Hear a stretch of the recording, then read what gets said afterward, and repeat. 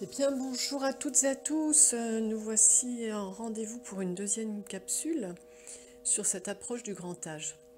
Alors, qui je suis? Je le rappelle, donc coach de vie, conseil bien-être et en même temps une thérapeute énergéticienne. Je m'appuie sur l'énergétique chinoise, je m'appuie sur la sonothérapie, l'approche avec les plantes, la phyto et l'aromathérapie.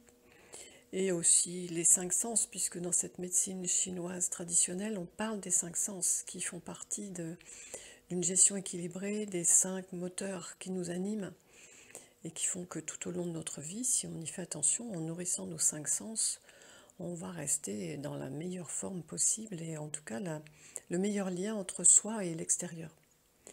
Donc là, aujourd'hui, je vais vous parler une suite de cette approche du grand âge. Donc la dernière fois, je vous ai brossé un tableau un peu plus général. Je vais refaire une précision. Entre le grand âge et les seniors, faisons déjà la part des choses. Aujourd'hui, on a beaucoup de seniors qui sont très actifs, qui sont déjà même actifs bien sûr avant leur retraite et qui le continuent. Cette activité, cette organisation qui est déjà posée dans leur tête, dans leur vie. Donc qui sont déjà dans une dynamique de vie qui continue. La retraite n'est pas un arrêt de vie, au contraire, c'est presque une liberté pour en faire plus ou en tout cas en profiter davantage. Donc la notion du senior qui vieillira fait une différence au début entre effectivement des changements de goût, des changements de rythme, de quelqu'un qui sera pas encore concerné par le grand âge, qui est plus lourd physiquement à se déplacer, qui commence à avoir des difficultés morales, psychologiques et physiques. Là, on est dans une étape de senior qui sait encore bouger, qui sait encore avoir du lien, avoir envie d'être en société, en tout cas dans des dynamiques. Mais effectivement, cela peut commencer à un moment donné à glisser, soit parce que les liens prévus s'étiolent, ou d'autres seniors s'en vont plus loin dans d'autres endroits, soit se rapprochent des enfants, soit se rapprochent d'endroits qu'ils avaient idéalisés, qu'ils avaient préparés. Donc ça peut être un début de glissement d'intérêt, en tout cas de tristesse, puisque les liens de communauté de leur âge ou de leur projet s'effilochent. Donc ça peut être intéressant d'observer ce qui manque à ce moment-là et de voir si, en transgénérationnel, ils auraient pu repérer ou ils peuvent repérer comment se relier aussi, s'ils sont encore en pleine forme et dynamique, à des activités où il y a des générations plus jeunes et qui accueillent, qui échangent et qui sont tout à fait prêts à partager avec eux des moments de relance de vie, des moments de découverte, de passion, de loisirs qu'ils n'auraient peut-être pas imaginé en restant dans leur propre réseau d'amis de leurs âges. Donc au niveau de l'aidant que vous pouvez être, au fur et à mesure, qu'est-ce qui peut encore davantage vous toucher? C'est de voir qu'effectivement, on se le met toujours un petit peu dans l'inconscient caché, mais c'est toujours un miroir quelque part. Quand on est attentif ou touché par une affection, une amitié ou même simplement de l'amour familial, voir une personne qui est moins dynamique ou moins autonome que ce qu'on pouvait imaginer ou observer et partager, cela peut toujours faire le clin d'œil de l'ouverture de la porte vers cette vie qui un jour changera, bien sûr, et s'arrêtera. Et en attendant, voir l'autre changer, mais c'est comme un animal qui vieillit, hein, quand vous regardez bien, un animal domestique que vous choyez, que vous entretenez, que vous baladez, que vous promenez. Mais même lui, au fur et à mesure de son âge, il a moins envie de jouer, moins envie de bouger, il s'installe dans certaines habitudes, puis suivant la façon dont vous le faites vivre, lui aussi, il aura des réserves, il aura moins envie, ou parce qu'il s'ennuie à faire à peu près toujours vos propositions. Ça peut être ça aussi, hein, chez l'humain, avoir des propositions identiques.